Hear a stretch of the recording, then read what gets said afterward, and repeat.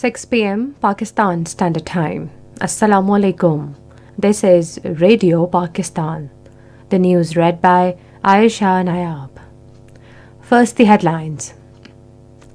Prime Minister has expressed the confidence that Pakistan will conclude a deal with the International Monetary Fund to overcome financial challenges. Talking to Qatar's ambassador in Islamabad today, Shehbaz Sharif reiterated his resolve to work towards further expansion and diversifying of bilateral cooperation. The Senate has unanimously passed a resolution expressing its deepest dismay and shock at desecrating the Holy Quran by extremist leaders in Sweden and the Netherlands. Pakistan has strongly condemned Israel's brutal attack on Jenin refugee camp and city in occupied West Bank, killing several innocent Palestinians. At the UN Security Council, Pakistan has urged the world body to enable the people of Palestine and Kashmir to exercise their right of self-determination. The All Parties Hurriyat Conference has said that colonial measures taken by the Indian government cannot change the internationally recognized disputed status of Jammu and Kashmir. And now the news in detail. Prime Minister Mohammad Shehbaz Sharif has expressed the confidence that Pakistan will conclude a deal with the International Monetary Fund in a bid to overcome the financial challenges. Speaking at inaugural ceremony of Green Line train service between Islamabad and Karachi in Islamabad today, the Prime Minister said headway in talks with IMF would help the country address the current economic situation. The IMF delegation will be visiting Islamabad from 31st of this month to 9th of next month to continue discussions regarding the 9th review of the $7 billion extended fund facility. The Prime Minister emphasized the adoption of austerity at a massive scale to tackle difficult economic problems. He said the government has set its priority keeping in view its foreign exchange reserves, thus allowing the import of medicine and food as essential items. Shehbaz Sharif expressed confidence that with dedication and commitment, the country would soon regain its glory. Qatar's ambassadors to Pakistan, Sheikh Saud bin Abdul Rahman Al Thani, called on Prime Minister Shehbaz Sharif today. The ambassadors shared a special goodwill message of Amir of Qatar with the Prime Minister. The Prime Minister congratulated Qatar on hosting the most successful FIFA World Cup in history and noted with appreciation the important role played by Pakistani security forces for ensuring foolproof, unblemished and impeccable security at the event. Recalling the long-standing and fraternal ties between the two countries, the Prime Minister underscored the importance of translating this relationship into concrete economic partnership. Reiterating his resolve to work towards further expansion and diversifying of bilateral cooperation, the Prime Minister highlighted trade, investment, energy and manpower sectors in this regard. The Senate today unanimously passed a resolution expressing its deepest dismay and shock at the vicious and vile act of the burning, tearing and desecrating the Holy Quran by racist and extremist leaders in Sweden and the Netherlands. The resolution moved by Senator Mushtaq Ahmed said the upper house strongly protests the governments of Sweden and the Netherlands for allowing the organizer of these extremists and fanatics to stage the burning of Holy Quran in the name of freedom of expression. The pretext of freedom of expression cannot be used to attack the religious emotions of 1.5 billion Muslims across the world. The Senate, through its resolution, also urged the Muslims to maintain calm and composure and promote Islam's message of peace, tolerance, and universal brotherhood. The resolution urged the government to summon the ambassadors of Sweden and the Netherlands and convey the strong sentiments, shock, and anger felt by the people of Pakistan against the desecration of Holy Quran. Earlier, the Senate today held a candid discussion on recent despicable acts of desecration of Holy Quran in Sweden and the Netherlands. Participating in the debate, Minister of Law Azam Nazir Thayer strongly condemned the desecration of Holy Quran in the two European countries. He said the government will take up the matter seriously at appropriate forums including the United Nations, OIC and European Union, and we will register our protest in a responsible manner. Minister of State for Law Shahadat Awan said the entire Pakistani nation is united against the shameful acts of European countries. He said Pakistan will forcefully raise the issue of Islamophobia at the international level.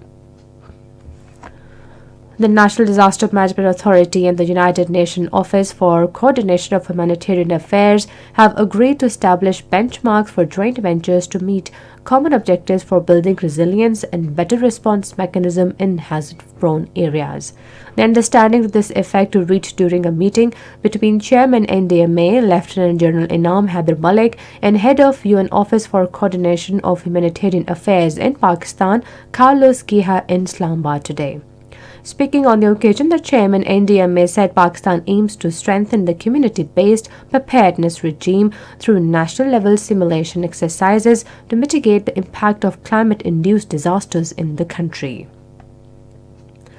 Polling for by-election in 33 constituencies of the National Assembly will be held on 16th of March.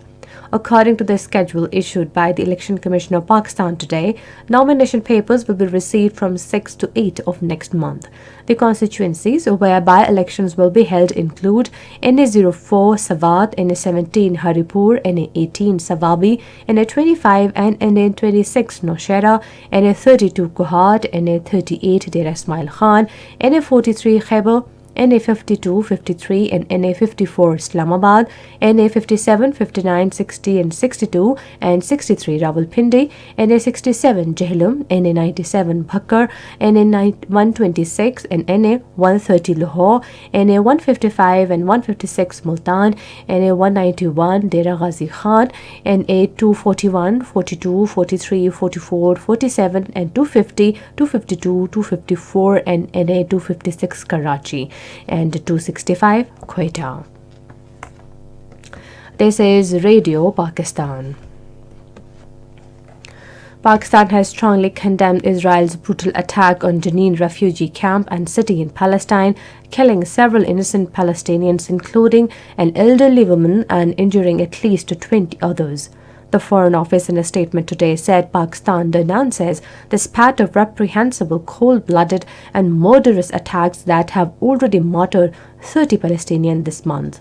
It said Pakistan calls upon the international community to assume its responsibility in bringing these illegal incursions and actions by the Israeli occupation forces to a halt and ensuring adequate protection of the human rights of the Palestinian people.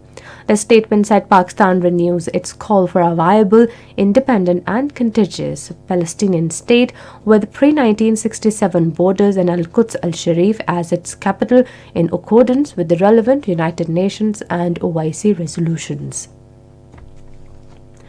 Palestinians have suspended security coordination with Israel in the occupied West Bank after Israeli military raids on Jenin refugee camp that left 10 Palestinians martyred.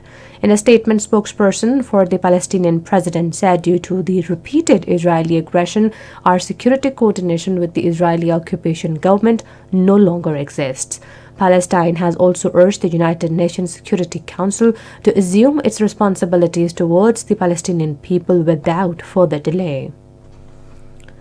Pakistan has called for ensuring equitable representation on the 15-member UN Security Council by adding more elected members to make it more democratic and effective. Talking to delegates at the United Nations, Pakistan's permanent representative to the world body, Munir Akram, said a regional approach which ensures equitable geographical representation should be the central proposition. Pakistani envoy underscored the need for flexibility to achieve the required consensus among all UN member states to overcome the stalemate in the reform negotiations. In Indian illegally occupied Jammu and Kashmir, the All Parties Hurriyat Conference has said that no amount of Indian brutalities or colonial measures can change the internationally recognized disputed status of Jammu and Kashmir.